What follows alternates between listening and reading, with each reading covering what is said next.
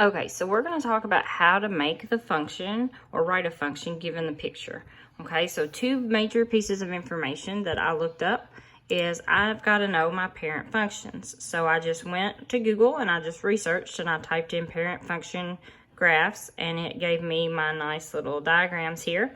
It has the name, the picture, and it has the equation. So what I need to know is how to move those parent functions. So I went back to Google and I typed in parent function transformation. So here is kind of the setup for a transformation, and each different location of these letters tells me how to move my graph. Okay, so it starts out as a simple y equals f of x. Well, you can add an a to the front, and if you have a number in the front, that's either a vertical reflection, that means a negative a, or it's a vertical stretch or compress. Then this h inside with the x, so it's got to be inside with it. That is going to move it left or right. So it does the opposite, okay? That's the important. So if it's a positive h, it's actually going to move to the left. If it's a negative h, it will move to the right. And then k is in the very back of the equation, okay? It's going to be the vertical shift. So it'll move the picture or the graph up and down. And it does the same direction. So if it's a positive k, it's going to move up. If it's a negative k, it's going to move down. So we're going to start with our example.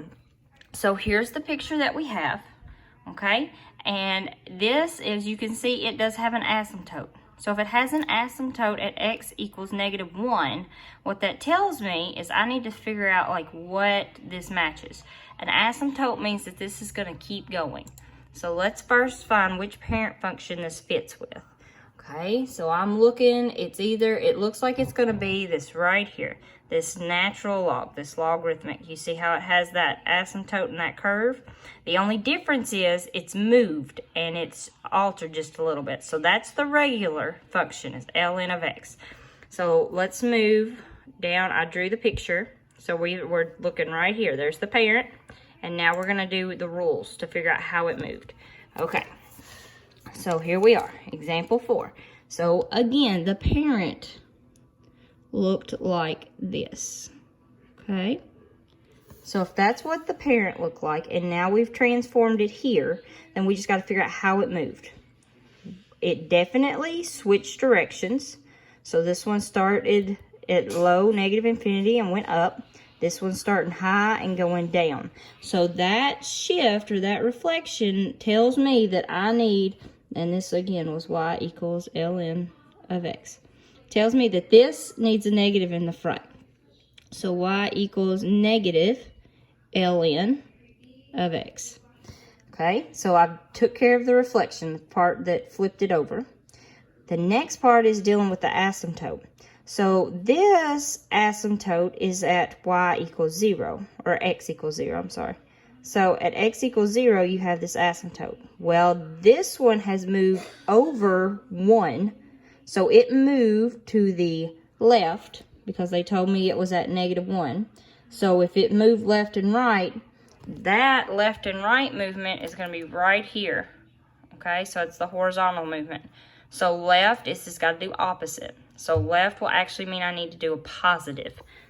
So if the asymptote's at -1, then I'm going to need to put a +1 with this x. Okay, so let's clean that up, make it look a little better. So the equation that I'm going to write for this one is the negative that reflects it over the y-axis, ln, and then x plus 1 because it shifted to the left. So I had to do the plus. And that is the equation that I would go with for this function. Okay, here's another example. This is a U-shaped graph. So if we go back to our parent functions, a U-shaped graph right here, quadratic. So it's f of x equals x squared. So then how do we transform that to here?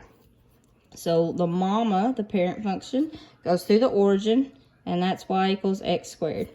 Well, it definitely did not flip over. It's still opening up, but it shifted to the left, which means I need to do the opposite. So that's going to go with the x. So instead of left, I'm going to do +3.